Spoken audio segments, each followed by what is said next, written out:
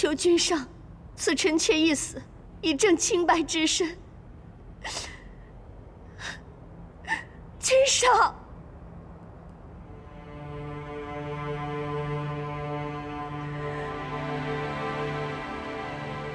你今日做的又是什么戏？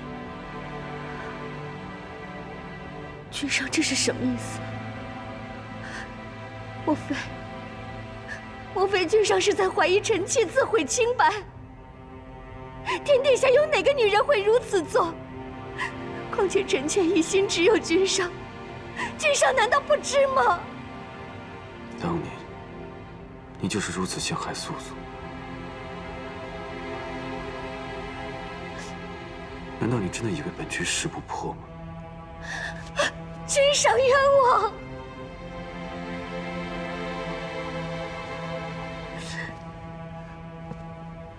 你知道我为什么留着你的命吗？一是因为解破灯，为了那灯，我才饶你不死；二是因为你眼眶里养着素素的眼睛，你死了，素素的眼睛也就死了。但是，若你再如此作茧自缚，就休怪本君不留情面了。素锦，就算你死了，本君也有办法为这双眼睛找到新的主人。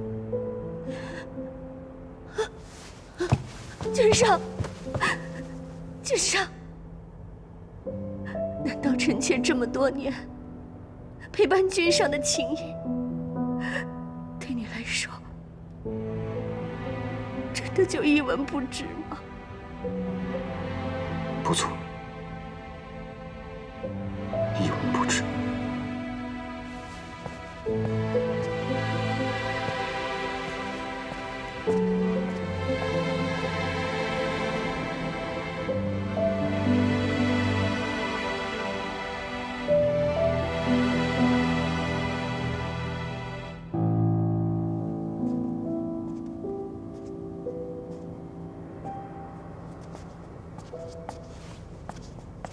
依我看，是素锦设的计，天君将计就计，打压二叔。你真是越来越看得通透了。只是可惜了，元贞那孩子也是倒霉。二哥也有不小心，当年父君就是为了那小八蛇把他贬去北海，如今他却夫妻感情更深，这都是要生第4个了，这不当着四海八荒的面，让父君面上不好过吗？元贞也算是替父母受过了。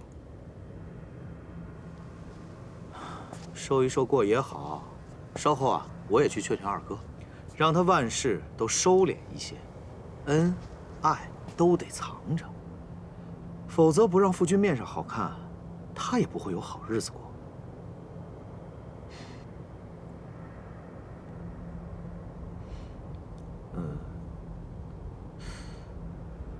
三叔与我还有什么不能说的吗？我只是觉得奇怪，你既然知道素素就是白浅了，为何不把她赶紧接回天宫？她可是与你有婚约的人。我不是说过，他已经彻底将我忘了吗？真的忘了？那一定是折颜上神的忘情药了。看来他还记得你挖走他双眼那件事，才将你彻底忘了个干净。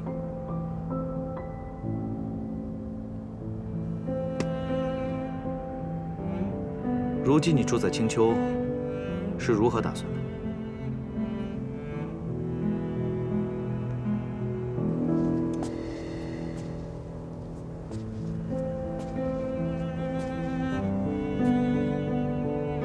我想从头来过。从头来过？他是素素时，在天宫里没有任何好的记忆。既然如此，忘了就忘了吧。我只要慢慢来，让他心中有我。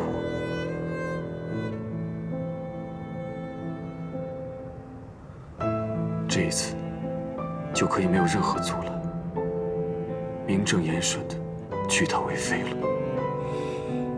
也好，如此也好。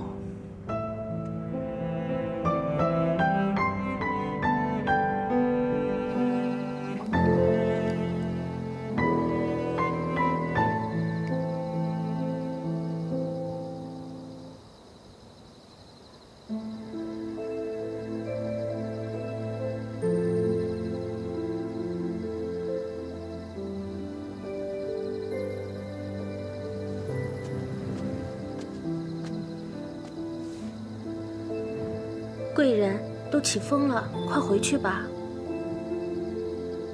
都2年了，陛下还是没有来见我。娘娘被奸人所害，这宫里都传遍了，说娘娘额头这凤尾花是朵妖花。陛下听了，自然不想见娘娘了。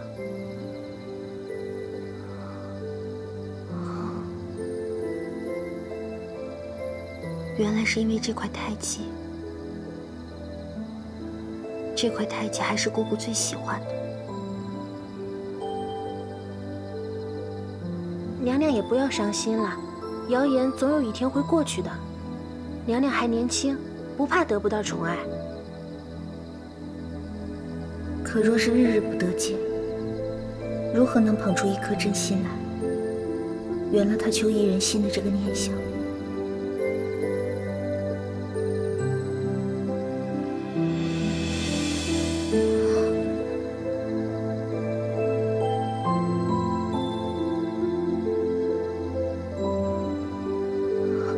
陛下，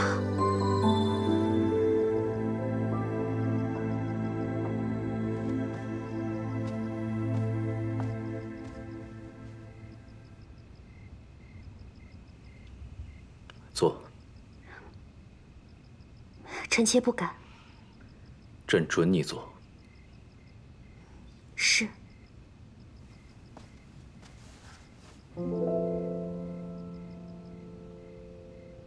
贵妃她终究不愿回宫。贵妃？贵妃她15岁入宫，朕一直很宠她。没想到她生下太子元贞后，竟吵着要出家。朕拿她也没办法，只好在皇城后山给她修了间道观，让她潜心修行。贵妃倒是一心向道。她等元贞一直住在道观里，直到元贞16岁，才派了一个道姑把元贞送回宫里来。她也只是每月初1、15才回来看望自己的儿子，从来不见朕。从来都不肯见朕，就好像没有朕这个人一样。司命说，帝君此番入凡间，是为了参一参人生6苦。照这模样看来，司命的故事编得还真是尽心尽力。他就不怕帝君回到天上，回味自己在凡间吃的这些苦，让他也下来参一参人生6苦吗？你怎么不说话？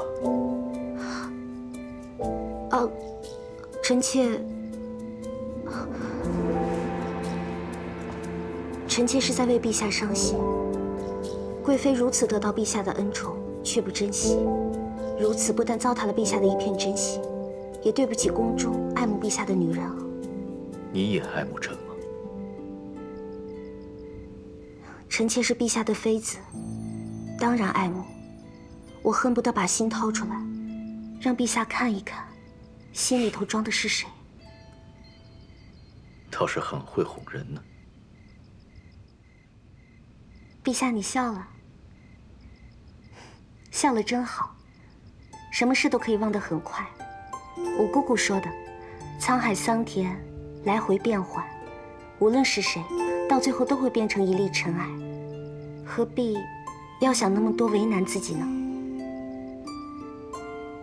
说的也有些道理。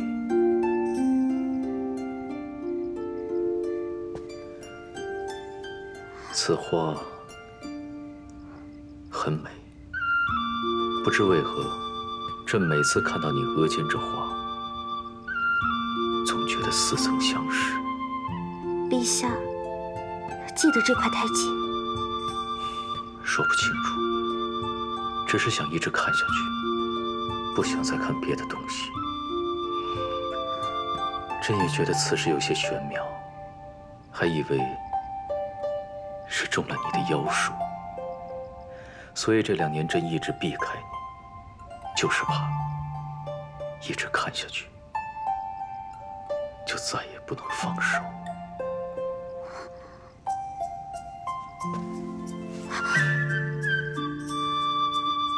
陛下，你的茶喝完了，我去帮你添一杯。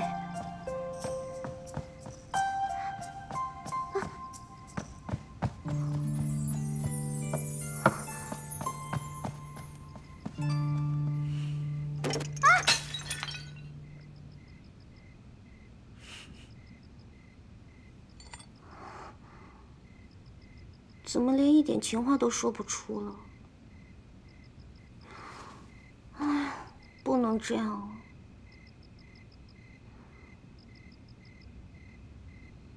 有了，两生咒。娘亲，夫君什么时候回来？阿弟想吃蒸蘑菇，想喝白菜萝卜汤。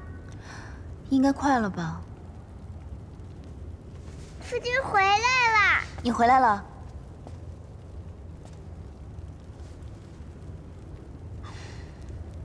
不是和你说过，阿丽现在长身体，不能整日里只吃这些。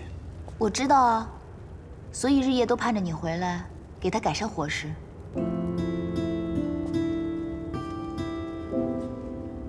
你真的在盼望我回来？夫君，娘亲眼红了。是盼着你回来做饭。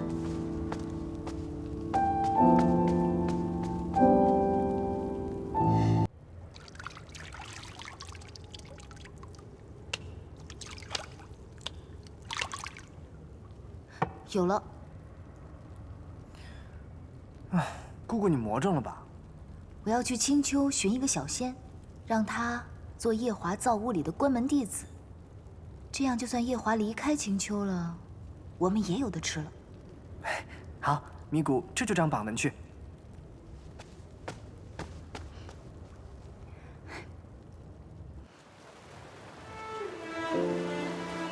我已经安排了一个婢女化作道姑，在凡间照顾元贞。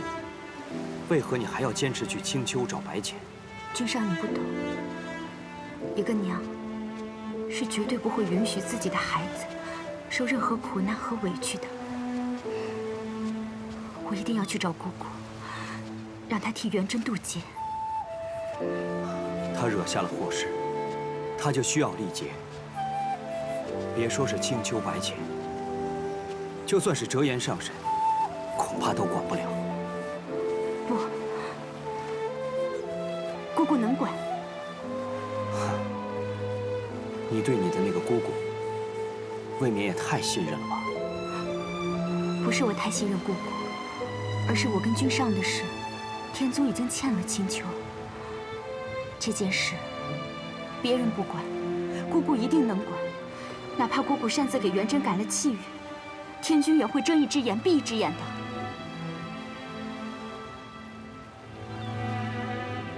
你说的倒也有些道理。不过，白浅的性子，若是他为难你，君上不要担心，姑姑已经归还了我破云扇，并且许了我一个心愿。她是个言出必行的人，一定不会拒绝我。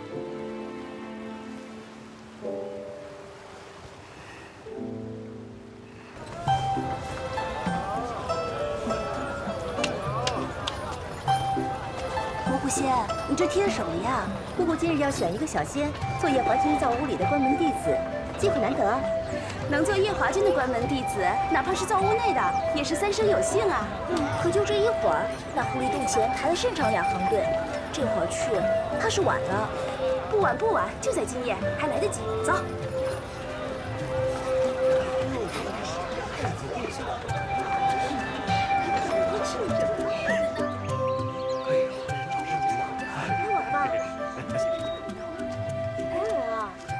你在做什么呀？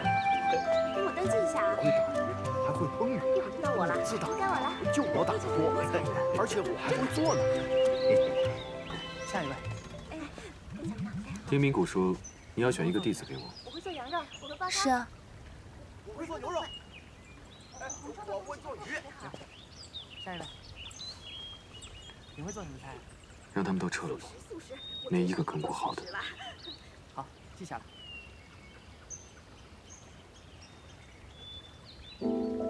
依我看，你就很不错。可你实在没有必要跟我学，我们2个有一个会就可以了。尼古，啊，姑姑，太子殿下要哪一个？他一个也没看上，让他们都散了吧。这就撤了？散了吧，散了吧。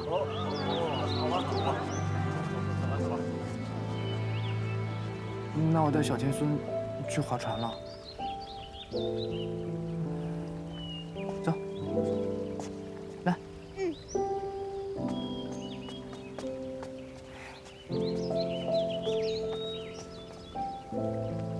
芊芊，陪我去散散步。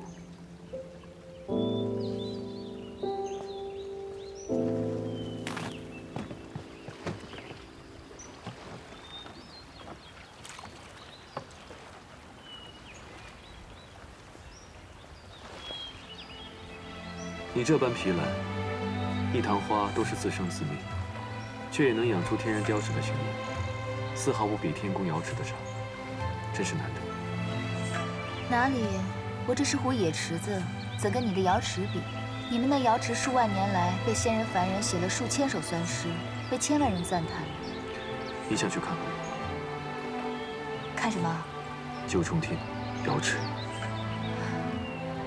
啊，有机会吧。按芊芊你所说的，你从未去过天宫，难道不好奇吗？这四海八荒我没去过的地方多了，若是处处都好奇的话，我岂不累死？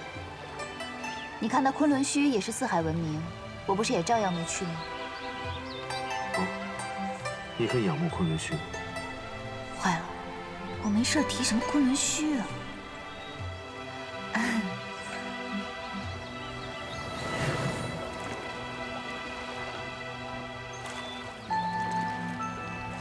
米谷呢？米谷在洞口设置了仙障，怕是有人误闯了。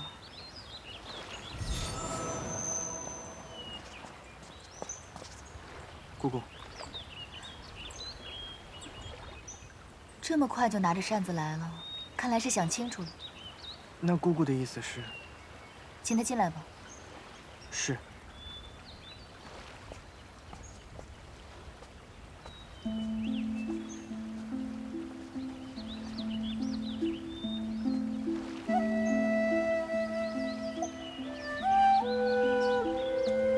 姑姑怎么说？姑姑说，让你进去。少卿，我若是你，根本就不会来见姑姑。最后一次，此事过后，少轩绝不踏入青丘半步。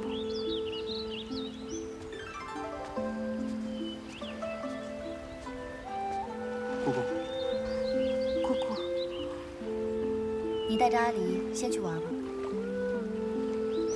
小天下，来。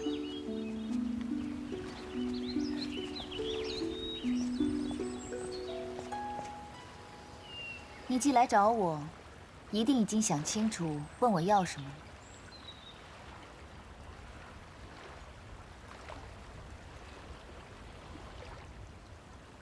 夜华君不是外人，你说吧。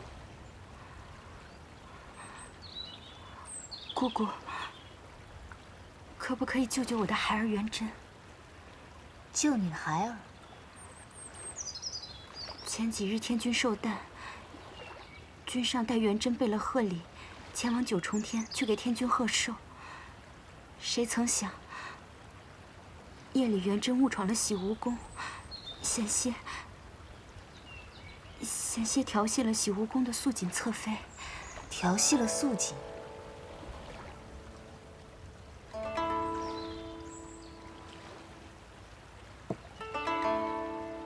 能做太子的果然不是一般人，戴绿帽子也戴得很欢快嘛。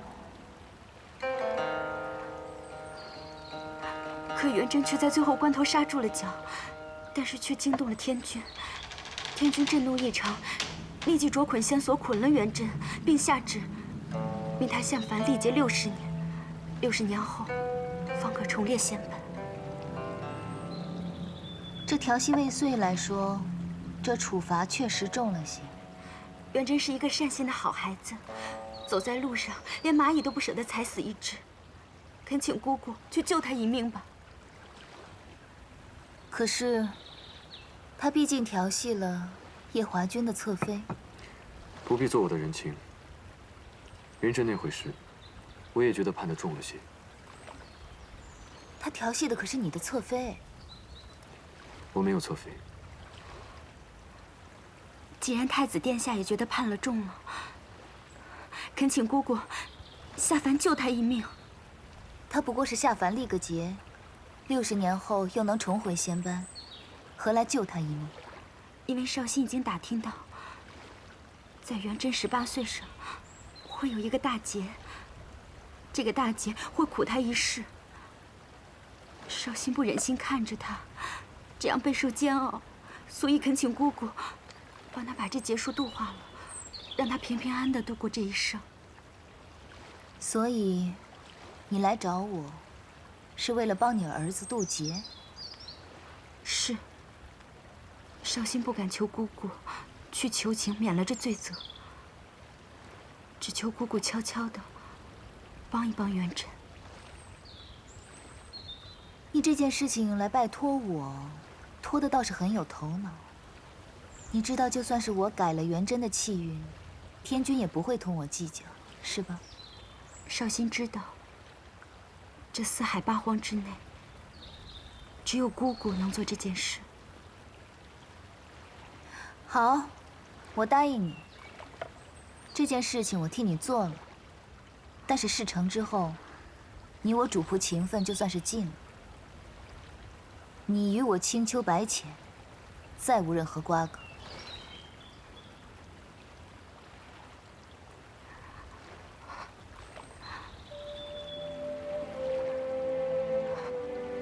绍兴，谢姑姑成全。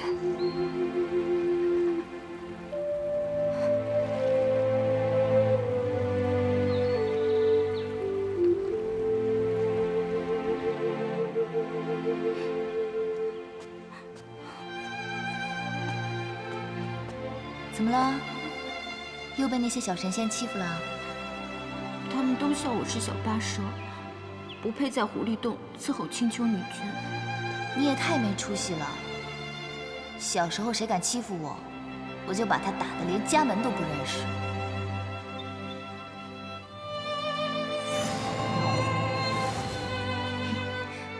这个呢叫破云扇，是天宫灵宝天尊送我的，送给你。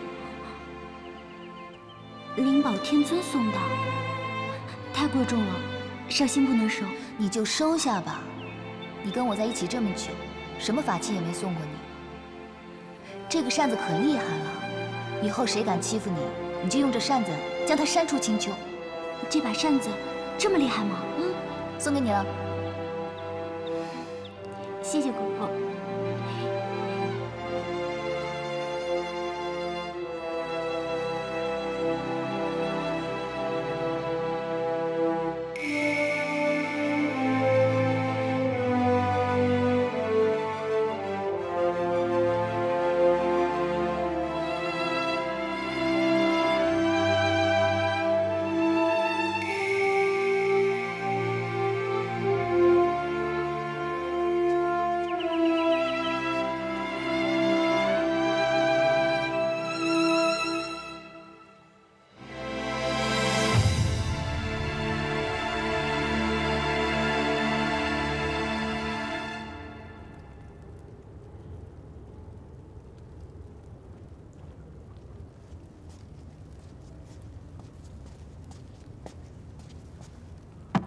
姑姑方才为何说绍兴将此事托付给你，还托付得很有头脑？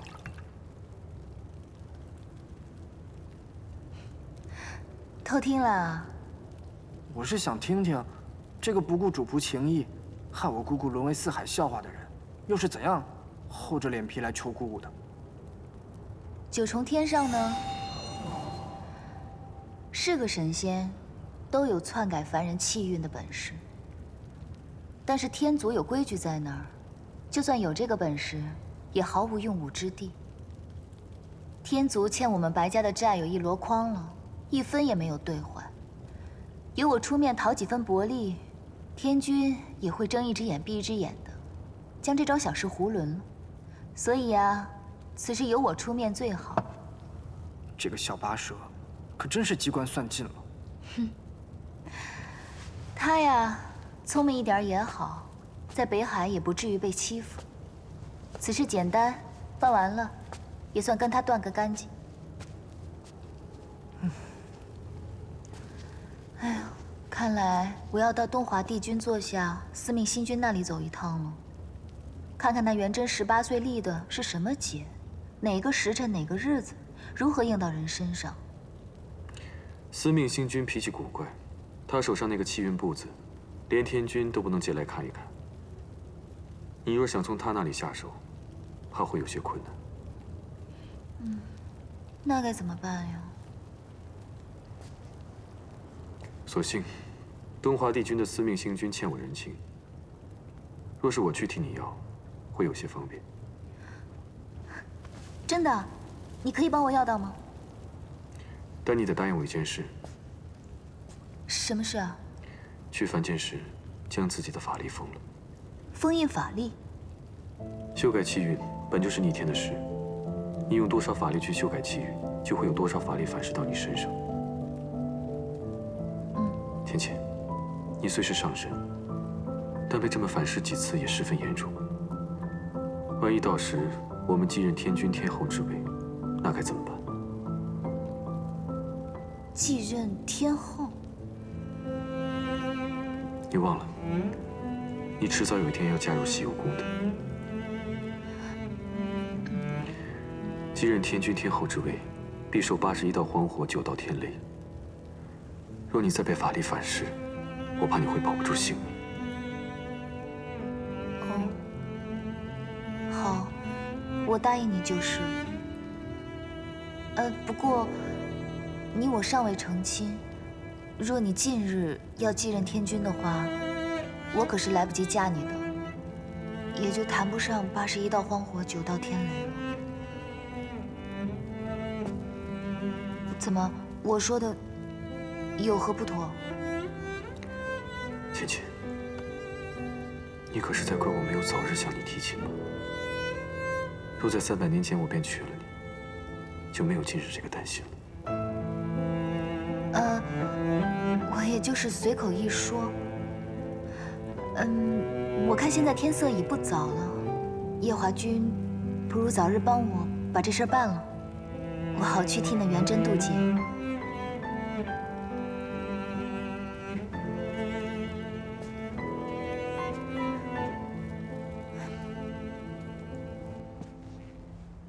太子殿下怎会想到看元贞的运簿？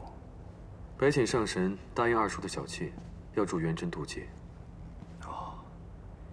姑姑还真是宅心仁厚啊，一点都不计较那小八蛇在300年前抢走了二殿下。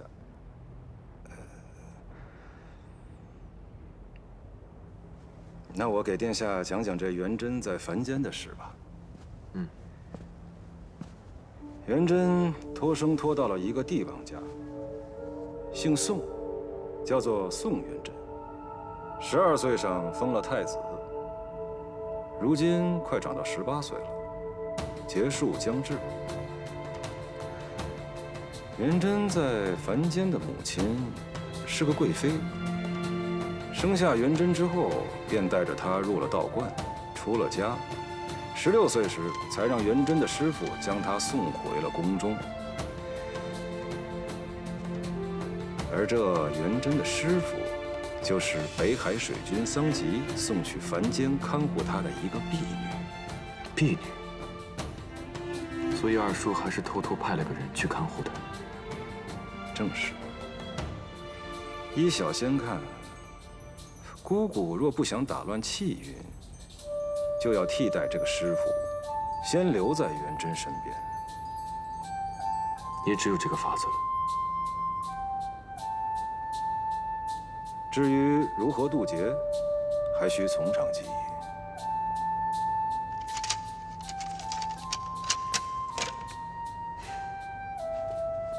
多谢。太子殿下言重了。当初是殿下您看在东华帝君的面子上，才原谅了白凤九偷走劫魄灯的事。今日就算我替帝君还了这个人情，只是殿下要记得提醒姑姑，到了那人间，一定要封了自己的法力，否则，本君明白。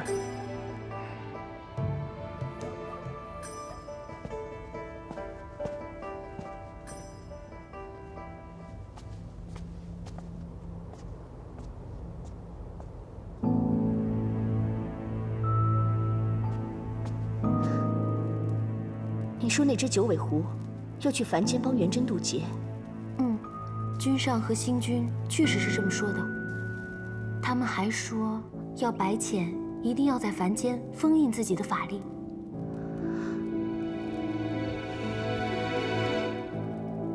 妙清妹妹，我可能也要让你去一趟凡间了。我？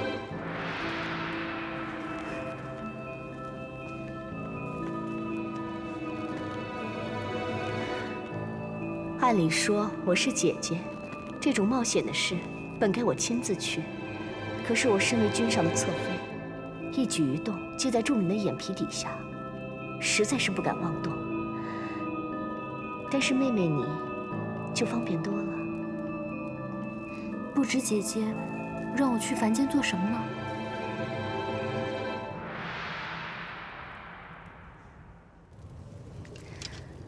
早先一直听你说这册子如何贵重稀罕，我还以为卖你的面子也只能讨回一个小钞，没想到连原物都讨回来了。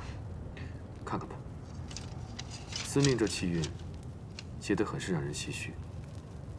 这司命君不去写几个戏本，真的是屈才了。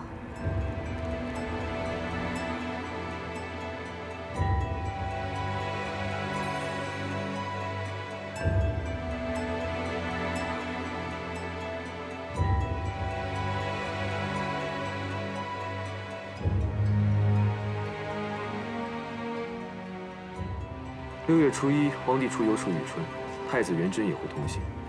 到时会在河上出现一只大鹏鸟，将众人吓得惊慌失措。岸上一个美人意外落水，元贞就会跳下水去救人。所以这个劫是美人劫。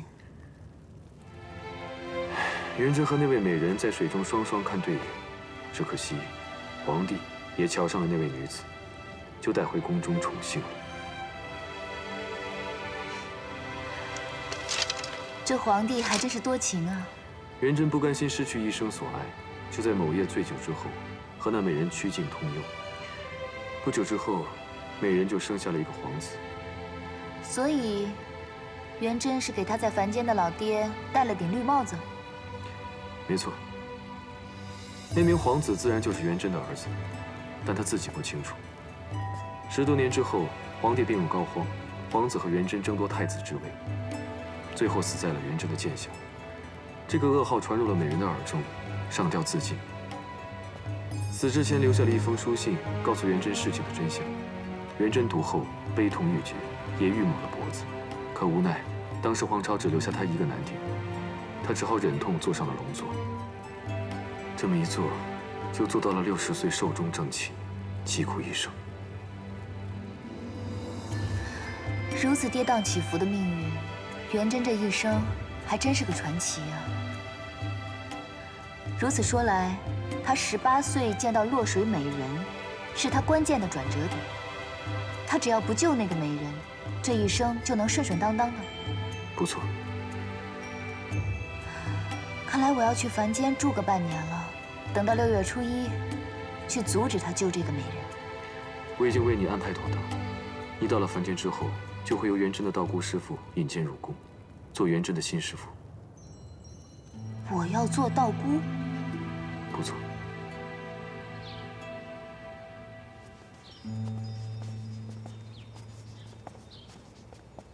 师姐，师妹，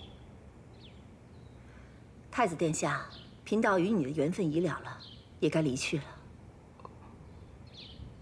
师傅，只是身为殿下的师傅，如此贸然的离去，终归对不起殿下。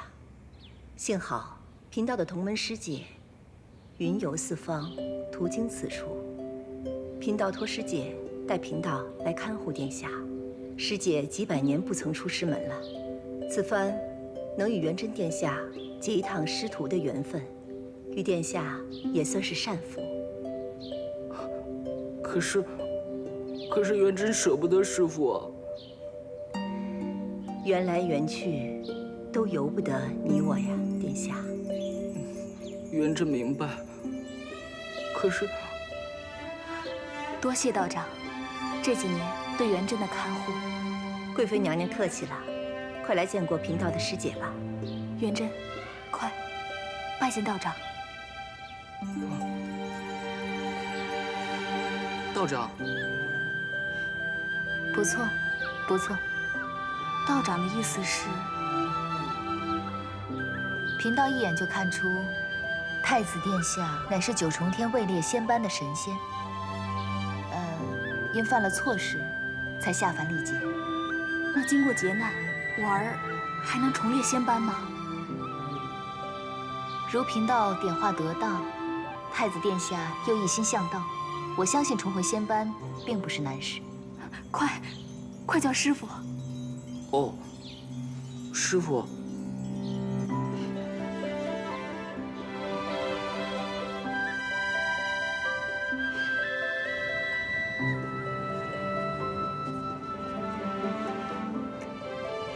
师傅，您若是不嫌，日后便住在此处了。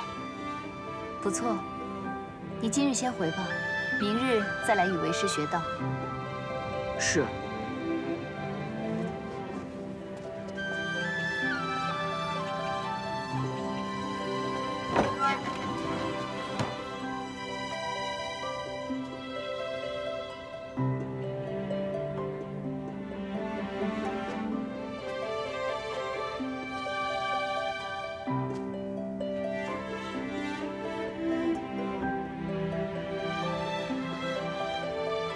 这才正月初一，真是足足要住上半年，才能到舒玉川美人落水的日子。不过也好，能体会体会凡间皇家是如何过日子的。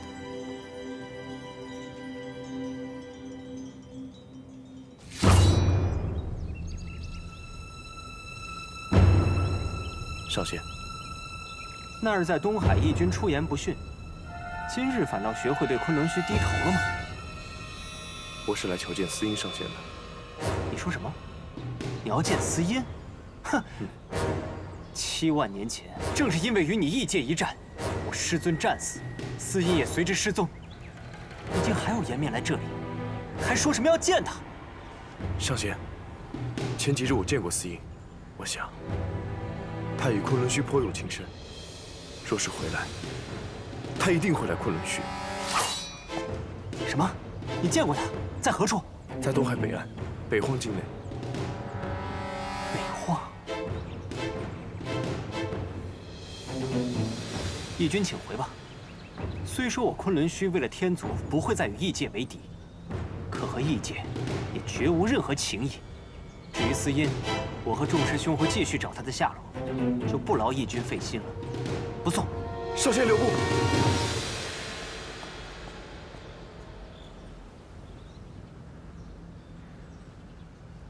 问他有什么用？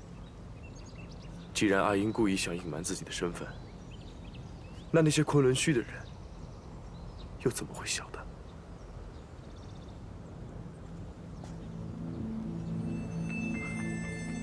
火麒麟，君上，回大紫明宫。是。君上，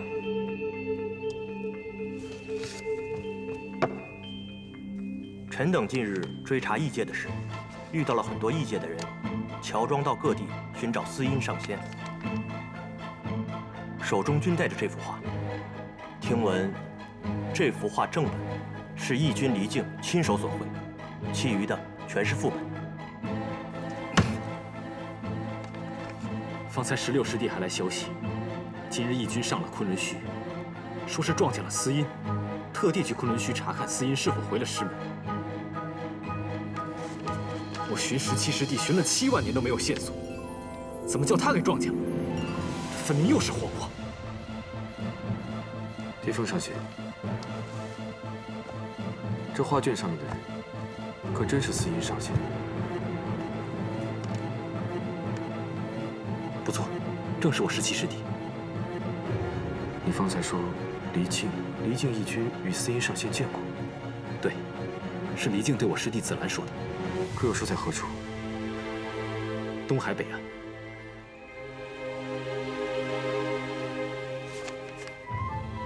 东海北岸，果然是东海。昆仑虚座下17弟子司音，与墨渊仙帝一同失踪了7万年，这是天族最大的悬案。没想到，芊芊，你便是那个司音上仙。殿下可是有什么线索？没有，我只是听闻过司音上仙的事情。见到此画卷，一时想到了7万年前的大战。你们先退下吧。是。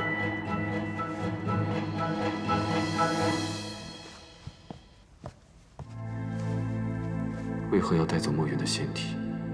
为何要消失？连师兄弟们都避而不见。芊芊，若我问你这些，你会如实相告吗？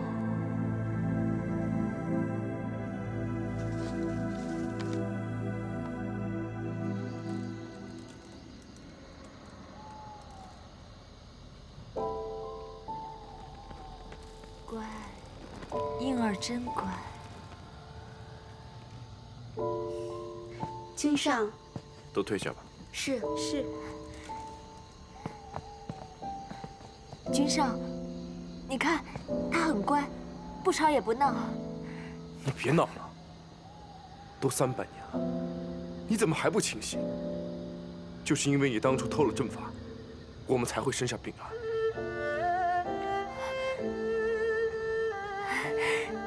君上，臣妾已经找到法子，让他醒了。君上，只要婴儿醒过来，就证明臣妾可以生出健康的孩子。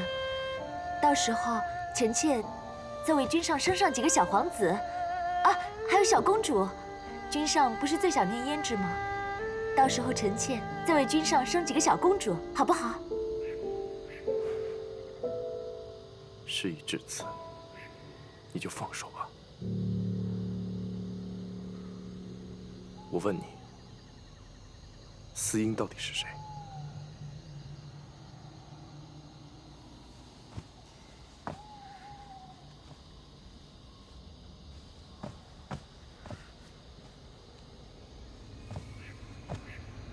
？7万年，你还想着那个男人吗？你难道不知道，她和你一样，也是狐族女人？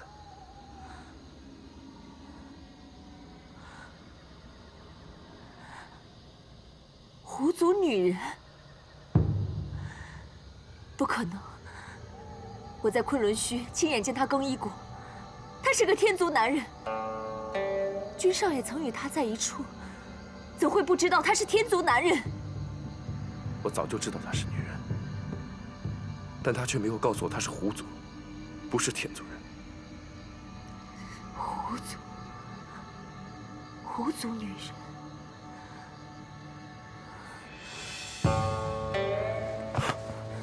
你是不是想到了什么？我不信她是狐族女人，君上，你不要再自欺欺人了。你当真不知道？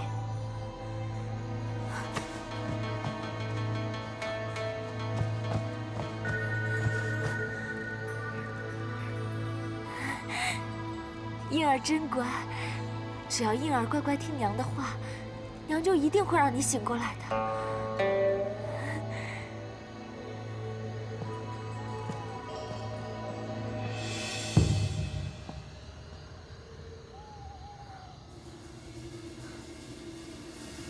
浅浅，原来是你，我竟然没有想到，原来思音就是你。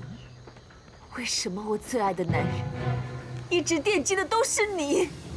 你都有了墨渊，为什么还要来跟我抢离境？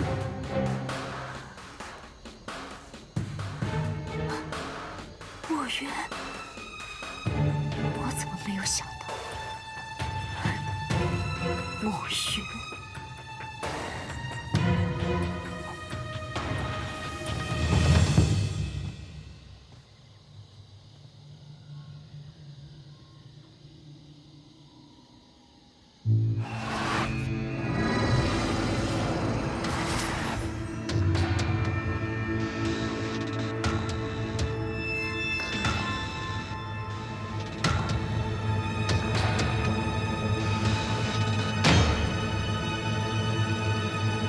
您看看这个，这是采用晨曦露水调制而成的鲜艳玉露，您闻闻多香啊！您看看，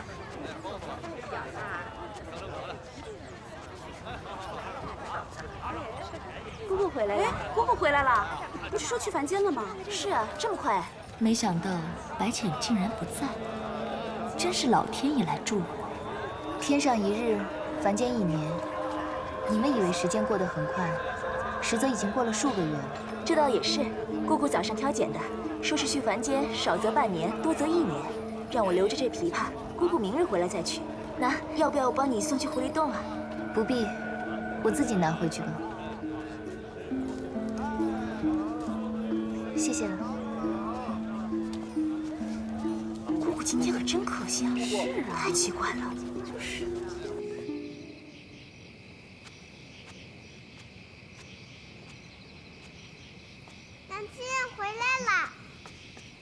姑姑，娘亲，你方才叫我什么？娘亲不是告诉阿离说要离开青丘1日吗？怎的这么快就回来了？因为娘亲很想你。姑姑不是说您要去凡间至少有1日吗？凡间太过无趣。我就先回来了。无趣？怎么了？姑姑不是要去帮绍兴的儿子渡劫吗？就是因为渡劫太过容易，所以我就先回来了。陪娘亲进狐狸洞好吗？好。走，乖儿子。姑姑虽然宠爱小天孙，却知道天族礼法，从不叫他做儿子。今日的姑姑确实有些奇怪。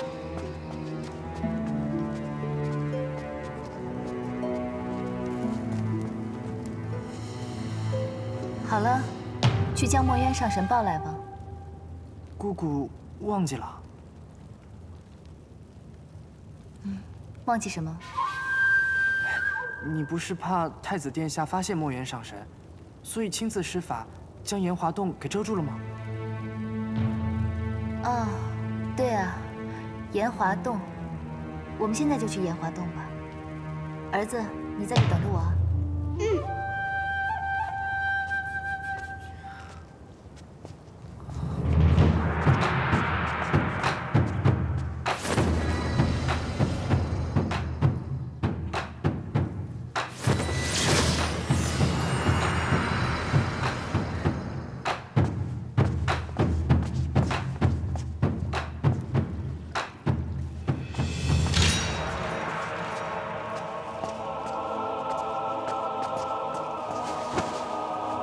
你果然在这里。你不是姑姑。尼姑，你不要胡闹。姑姑见了墨渊上神，都要先行弟子礼的。你不是姑姑，你是玄女。你个叛徒，你还敢来青丘？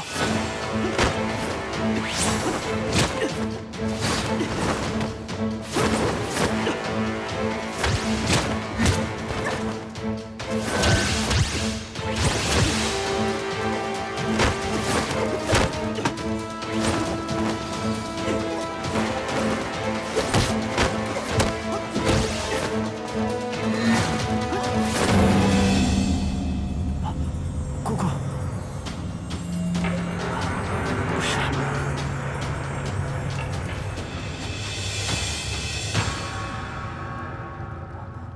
姑姑，有何吩咐？去把小殿下给我抱过来。是。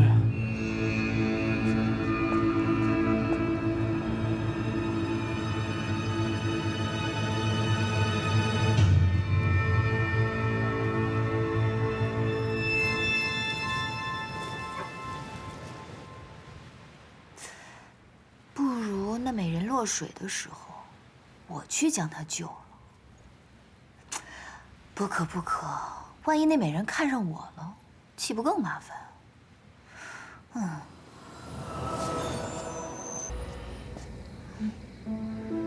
芊芊，几日不见，我想你想的可厉害。你可想我？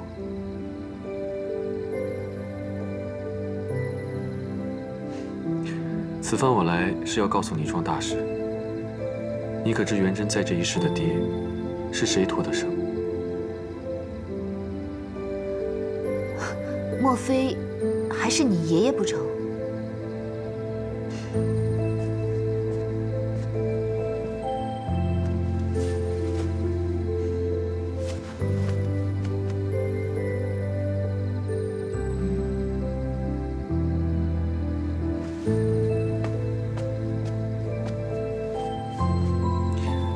虽不至于是我爷爷，却也差不多。那东华子府邵阳君，东华帝君，莫非小九？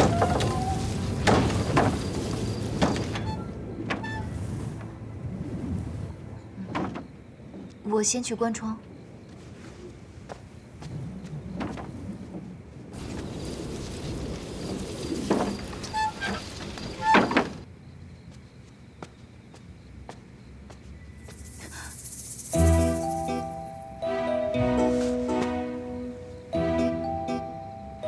你睡外边还是睡里面？我还是睡地上吧。芊芊，今夜不管你睡地上还是睡床上，结果都是一样的。若你还有点法力在的话，或许能跟我打个2败俱伤。但你法力不是被我封了吗？又或许你是半推半就。夜华君，你说笑了，我这不是怕床太小，怠慢你吗？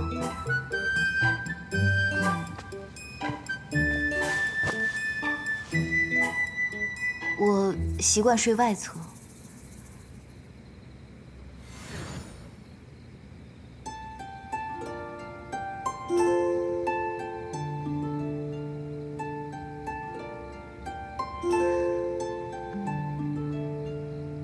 话说，这凡间真的有大鹏鸟啊？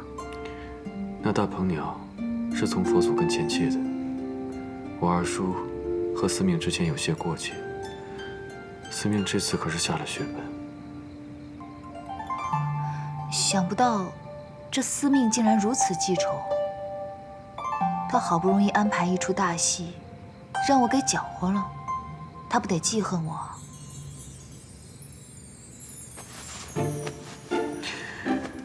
芊芊，你不用担心，左右他还欠我一个大人情。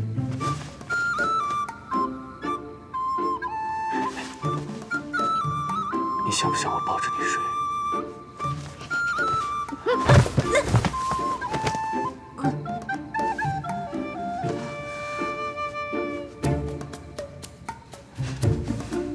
果然，知道你睡觉不老实，才说抱着你睡的。床太小了。是，这床为实太小了。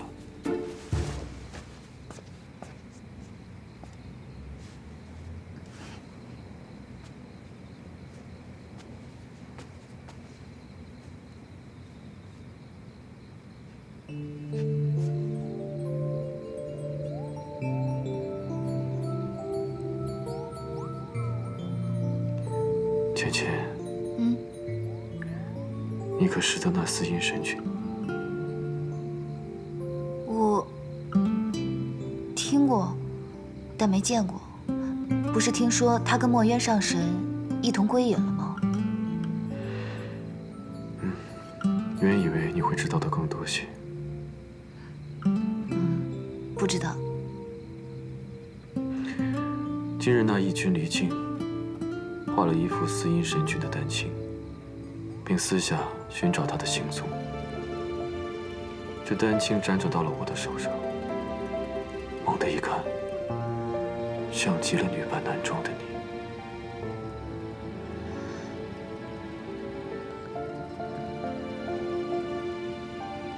应该是巧合吧。天色不早了，快睡吧。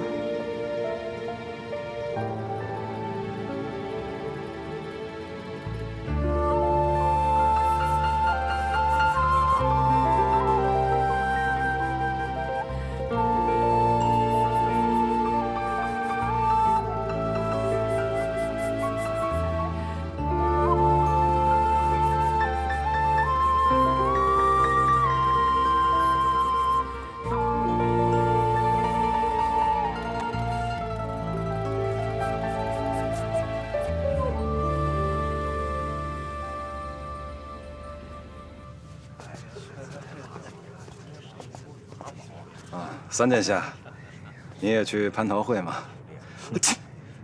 失礼，失礼。今日不知为何屡屡如此啊！看来又有人在背后妄议你啊，司命。怎么会呢？像我这种好说话的闲散神仙，不会留下什么话柄吧？太子殿下呢？方才还见着他在呢。他惦记某位上神呢。趁着群仙敬酒又去了趟凡间，这半盏茶的功夫就回来了。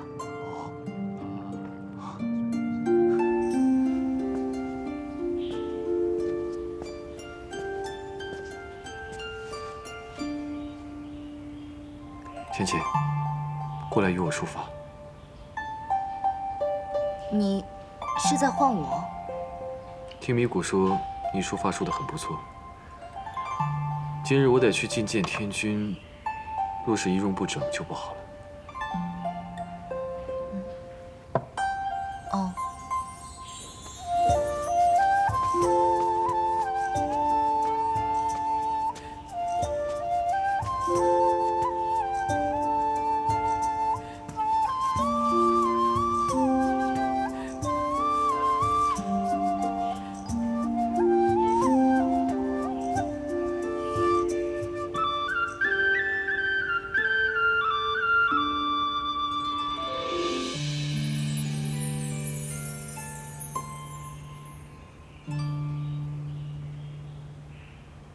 好了。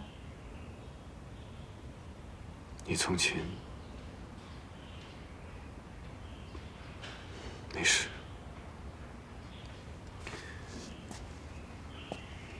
芊芊，这串珠子你先带着。如今的你跟凡人没什么两样，虽然不至于遭遇到什么危险，但还是以防万一。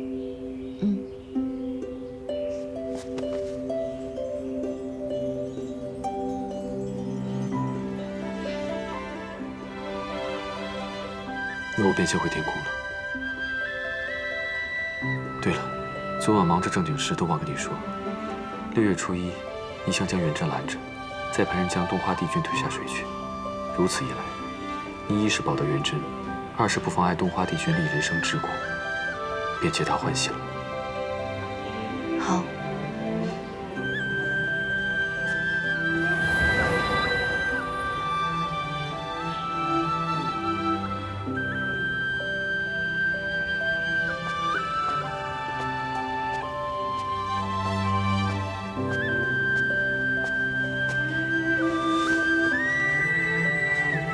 他昨晚做什么正经事了？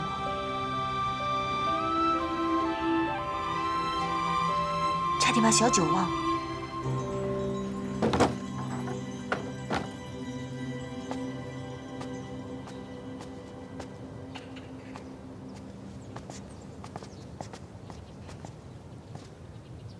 师傅，为师也刚好想去寻你，随为师来。是。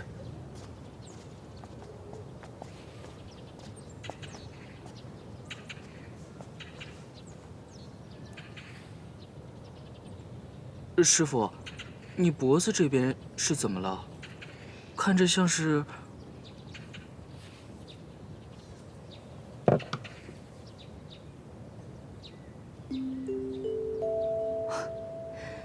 连这么细小的红痕你都注意到了。曾经有人跟我说，你有走路时连蚂蚁都舍不得踩的善心，看起来还真是不错。你可知道？ 走路的时候不踩到蚂蚁，不只是需要善心，还需要细心。这善心跟细心本就是一体的。是。既然如此，为师今天便考考你，你的细致程度。师父请说。为师知道你16岁之前一直在道观中生活，16岁之后才进的皇宫，所以为师也不为难你，就问你2个问题。 一个是关于道观的，另一个是皇宫。你之前在的那道观中，有一名经常穿白色衣服的道姑，她常用的有一柄拂尘，那拂尘是什么材质的？拂尘？你且先不必答，我再问你一个问题：你现在所在的皇宫之中有一名女子，额间生有凤尾花胎记。 那名女子她居住在何处？是什么职位？闺名叫什么？师父，元贞寡陋，在道观中住着时，却从未见过师父口中所说的这位白衣道姑。至于这位额间一枚凤尾花胎记的女子，元贞倒是知晓，正是住在汉旦院里的陈贵人。至于陈贵人的闺名，徒儿委实不太晓得。 小九果然是奔东华来了。你有这般细心，已属难得。但是你要知道，学习道法要更加的细致。你今日且先退下吧，好好将你学到的态度去参一参。是。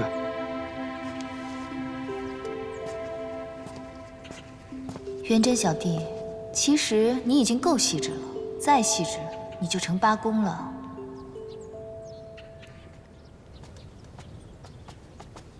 这位姑娘，道长有何吩咐？带我去陈贵人的汉旦院。是，请跟我来。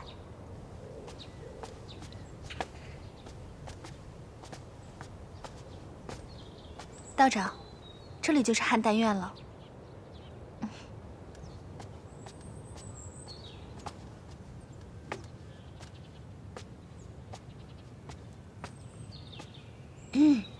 小九，姑姑来看你了。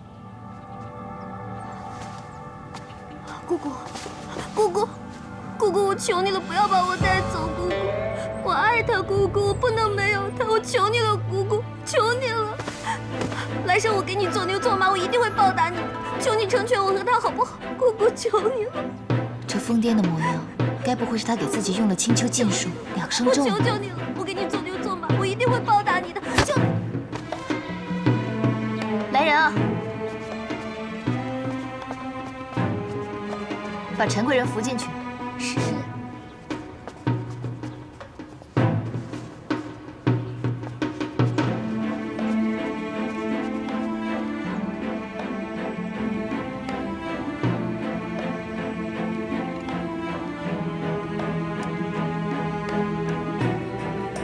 这小九平白无故用这2生咒做什么？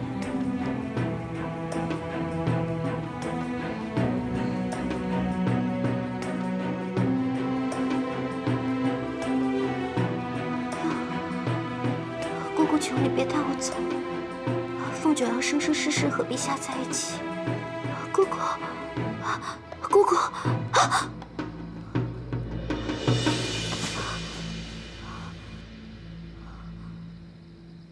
不对啊，姑姑怎么会来？如果姑姑知道我用了2生咒，岂不是要把我绑回青丘？那我还怎么报恩啊？